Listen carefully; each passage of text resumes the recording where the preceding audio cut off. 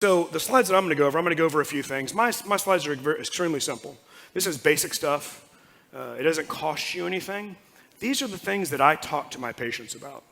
And we're going to look at these, you're going to go, well, duh, And obviously there's a lot of people in here that are very plugged into this, and you're doing these things, but you'd be so surprised how difficult it is for me to get patients to listen, to get people to eat right, to drink lots of water, to follow these wellness detoxification. I talk about a lot of things to my patients. The one thing I'm not going to talk about here that's really important, though, and I do talk to my patients about it a lot, and it's a whole hour or longer, is the emotional side of detoxification. It's extremely important. And so many people who end up needing back surgery, in fact, Stephen's a clinical psychologist, we send all of our patients for an evaluation before we do back surgery on them or any sort of invasive surgery to try to evaluate that emotional component. Because a lot of times people will end up having surgery for what they believe is pain caused by something it's on the MRI. There's this problem in medicine. When you see something on the MRI, it has to be fixed. And a lot of times that MRI, the problem that you see on the MRI isn't actually the cause of the pain. And that can be very confusing, even to the doctor. It's certainly confusing to the patient. And if you can decrease inflammation in your body, if you can change your diet, if you can follow some of these tips here that I'm going to talk about, a lot of times that inflammation will get better and the patient won't need surgery. And obviously, this isn't just for back pain. This is for cancer. This is for diabetes. This is for arthritis. This is for any degenerative condition. And I always tease Ty. I said, you could call this conference How to Be Healthy, because there's so much of this that is really just, now it seems like common sense. It certainly didn't a few years ago. But there's so much of this that is just really a way to improve your health. And so we all know to limit our alcohol. I think there's some confusing studies on whether it's okay to have one glass of wine, and I'm not going to get into that. That's probably fine. But if you have an unhealthy liver, you're asking it to basically detoxify everything in your body, all toxic chemicals, including alcohol. And it's going to have a hard time doing that if it's already been overwhelmed. In fact, the very last line is the very interesting one, is that obesity is now the number one cause of what's called non-alcoholic fatty liver disease. Mm-hmm. So, and it can be fatal when the patient develops cirrhosis. So again, in other words, it used to be that people who got hepatitis from bloodborne illness, from a virus, or were alcoholics were the number one cause of cirrhosis of the liver and ultimately death.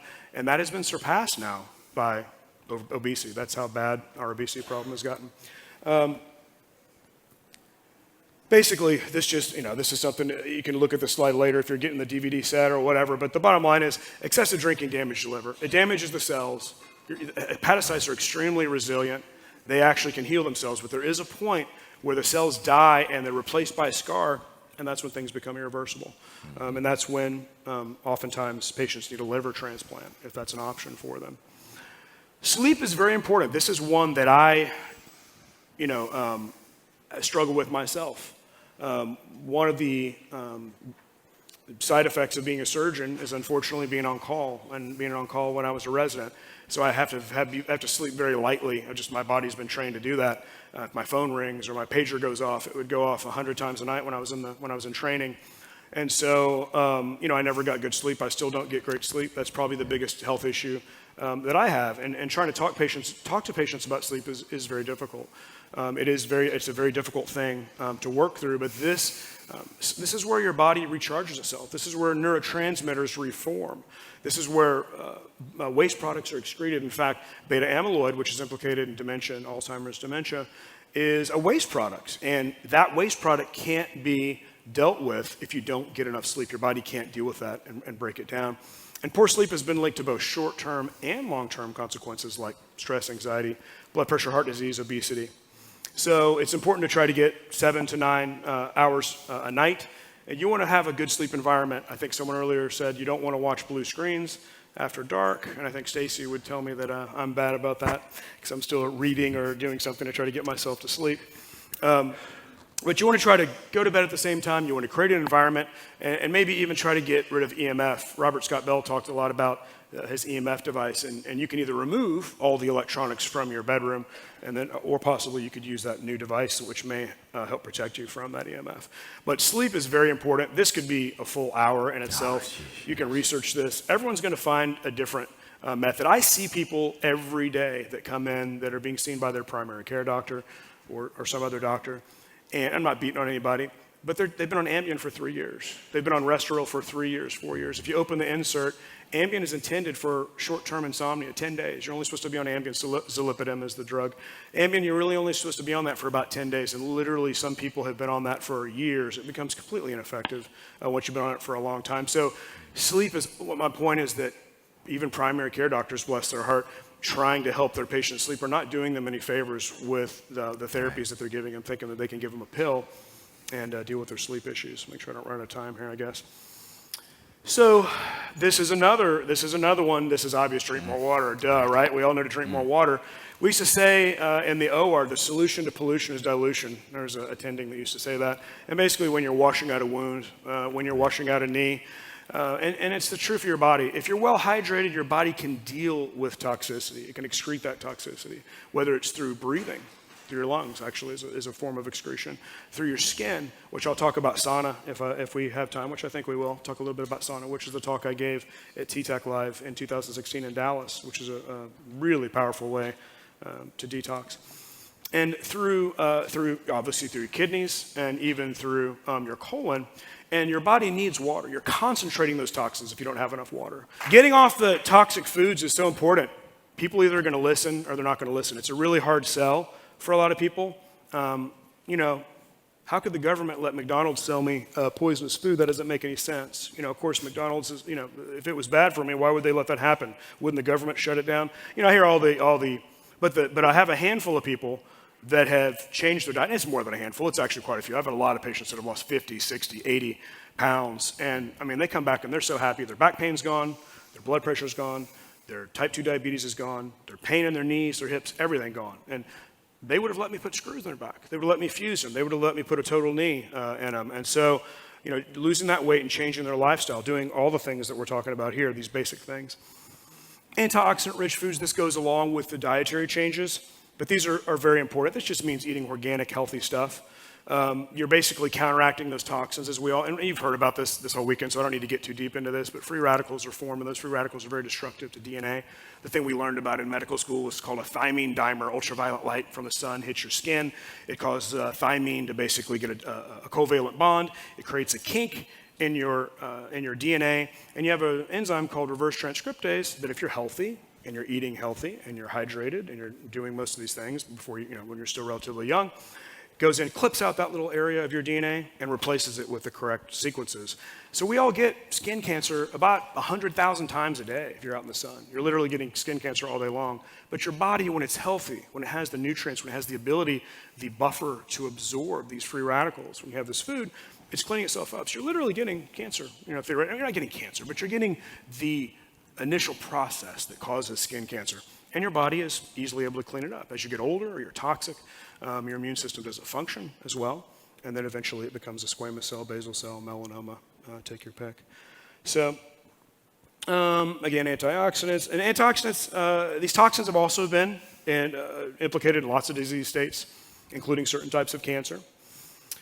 You can get your oxidants primarily from fresh produce and not supplements. Now, I have nothing against supplements. There's lots of supplements here. But you definitely, if you're taking, I see patients who are trying to get healthy, and literally they're drinking protein powder all day long. They're not eating any whole foods. And that's just, to me, insane. So you can certainly take supplements to try to fill in the gaps, but you really need a nice, healthy diet as a foundation, in my opinion. When it comes to this stuff. And again, nothing wrong with supplements, but that can't be all you're eating. And these people are usually eating the stuff from GNC. We're not talking about living fuel here. We're talking about the stuff from GNC, which is just dead and not a complete source of nutrition. And so, these are examples of antioxidants you're all familiar with. Vitamins, turmeric that has curcumin. And these are some of the foods that you can all this is available on, Google this, and you can find all these different types of foods. Some of these other supplements that have higher concentrations of these antioxidants. So antioxidants are extremely important. I think everyone's figured that out. So someone else talked about you talked about probiotics. I think someone else mentioned prebiotics. Prebiotics are just the food. The dog food for the dog. If the good bacteria of the dog is in your stomach, you got to feed him. You got to keep him healthy. So you need both prebiotics to feed the probiotics, and you also want to have a high concentration of those good bacteria or probiotics. And probiotics, it's very serious. There's a condition, Doc mentioned this, he didn't mention this specific condition, but there's a condition called Clostridium difficile. And I've seen people almost die from it a few times, actually, when I was in training at Ben Taub. And they get really heavy antibiotics, and you nuke all the good bacteria in someone's gut, and everything that grows out is the anaerobes. They get horrible diarrhea. They're getting terrible. Of course, and the way we fixed it in med school is, of course, giving them another antibiotic to kill the anaerobes. We never talked about replenishing their gut with probiotics. Getting that ratio back on track. But in medicine, we can kill people. When you see these hospital deaths, people die from getting antibiotics, and it's just one example. Is Clostridium difficile. It's a very deadly. It produces a toxin, and it can absolutely kill you. So you got to feed the good guys. These are some good sources here: tomatoes, artichokes, bananas, asparagus, onions, garlic, and oats. I know nobody wants to eat garlic and onions, right? So, all right, what's next here? So reduce salt intake. I would take reduce salt intake with a grain of salt. So I think that in some cases it's not, I believe that if your body's functioning properly, if your body's not functioning properly, it is important to monitor your salt intake. If your legs are swollen and you're getting a backup in your lymphatic system, you've got congested heart failure, it's very important to take that load off your heart. You can definitely kill yourself that way. Exercise is important. Exercise just helps the machinery of your body move forward when it comes to metabolic processes. It helps push out, you're oiling the machine. In an airplane, when you let the oil sit in the engine for a year, there's a lot of oxidation, and it's funny because I see so many pilots that take better care of their engine than they do their own body. I mean, seriously, like a lot, sadly. But you want to move you have to say, every 50 hours in the particular engine that I have, or every 3 months, because it'll sit in there and you'll get oxidation. It'll start eating away at the metal. Your exercise is kind of like the oil. You got to exercise, you got to oil your joints, you got to keep everything moving to push out those toxins. Exercise is extremely important for toxins. And, whether it's moderate or vigorous activity, you can kind of figure out for yourself how much exercise is good for you. I do want to mention, here's some tips. I want to talk about sauna for a second. So this is stuff everybody knows. Natural products. I actually made my own deodorant with my kids because it was a fun project. We actually made our own soap, and the kids really got a big kick out of that. But try to get on house cleaners that are not toxic, natural house cleaners. Things that go on your skin, whether it's makeup, deodorants, moisturizers, shampoos. Eat sulfur-containing foods. We talked about glutathione. Glutathione is a sulfur-containing amino acid. Cilantro can be good for heavy metals, and there's some other things that are great for heavy metals, including chlorella. So I talked about sauna therapy. I got 50 seconds. I talked about sauna therapy in 2016 in Dallas. Sauna therapy is probably the cheapest way that you can really detoxify yourself. And the one thing that I want to, because there's so much here to look at, but it forces you into a parasympathetic state. I watched the talk on the autonomic nervous system. It forces you into a parasympathetic state. Some of us have difficulty meditating. We have clearing our mind. Sauna therapy forces your body physiologically into a parasympathetic state, which is extremely healthy for detoxification, deep organ detoxification. And so I would definitely consider adding sauna therapy to your regimen for detoxification. It's the cost of electricity. You can buy units now in your house for under $1,000. And I'm going to get carried off stage if I don't stop now. And I said it was a 2016, not 17, sorry. Anyway, thank you very much, and I hope you enjoyed it.